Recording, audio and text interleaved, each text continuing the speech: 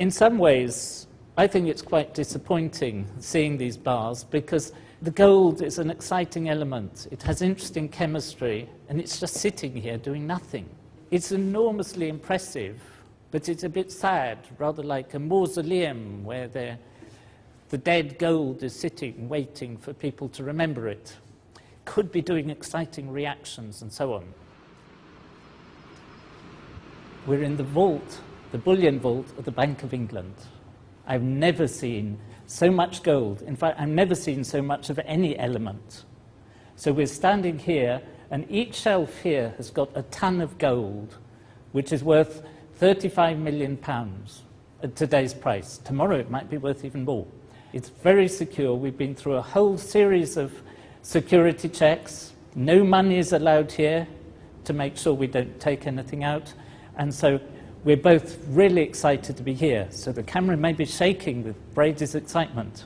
I've never seen large lumps of gold, and to see it all round is extraordinary. One's first reaction is that it can't possibly be real, because normally you don't see such things. Looks like chocolates in the duty-free at the airport or something like that. But these really are solid gold bars, and it's quite extraordinary. There isn't any smell because metals don't smell, and it's very quiet because of the thick walls and to keep it secure. The weather's been very cold recently, and I was ready to be shivering, but it's nice and warm. But I suppose gold colour also gives you a feeling of warmth, so it may be partly psychological.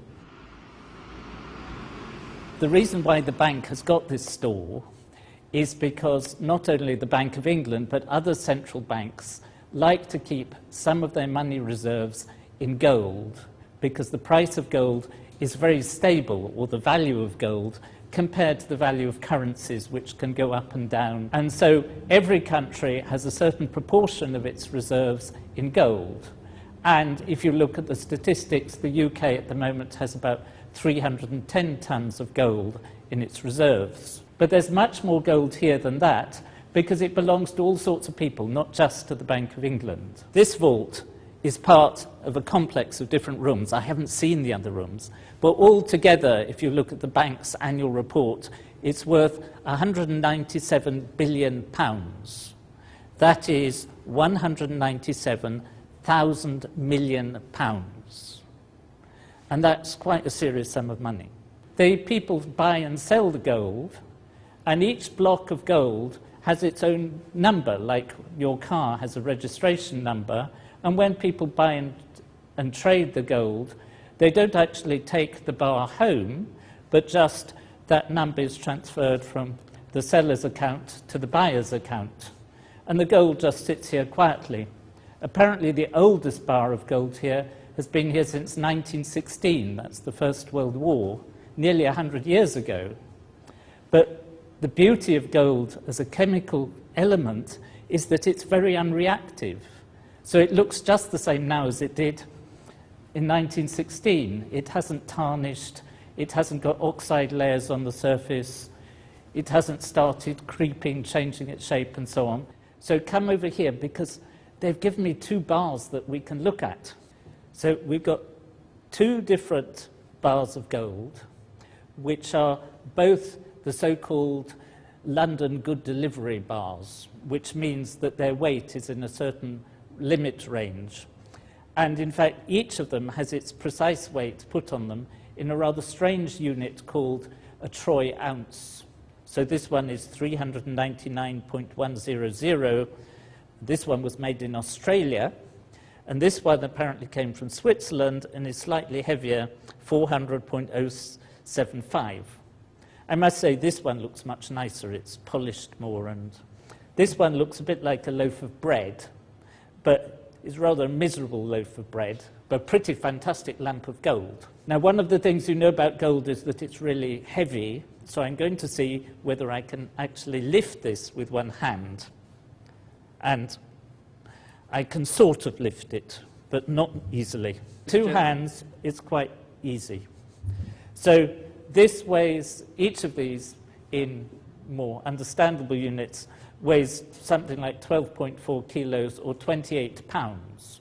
So for those of you who use imperial units, that's 2 stone. Each of these is worth about £435,000. You could buy 2 quite nice houses for a block like this, or for a whole shelf of these, which contains a ton, you could buy 137 of the upmarket Rolls-Royce cars. So take your choice. These blocks are a bit like bricks, and if you took all the gold that had ever been mined and put them together like a construction kit to make a big block, you would end up with a block that was 20 meters cubed.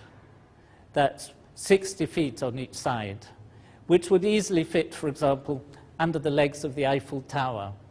Wouldn't look all that big just as a building on a street. And that's all the gold there ever has been.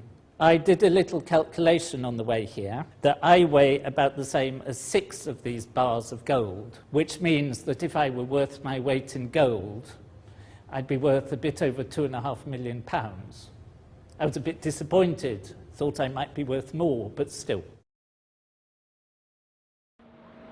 So not only would all the gold ever mined fit here under the legs of the Eiffel Tower, it'd fit here quite easily. By my reckoning, that cube of about 20 metres in each direction would probably fit 3 times from there to over there. Same for each side. And you could probably stack it on top a few times as well. So not that much gold. Now we actually filmed a bit more on the vault we haven't used, so stay tuned, we might use that soon. In the meantime, we've made plenty of other films about gold, we've evaporated it, we've dissolved it. You can check them out also.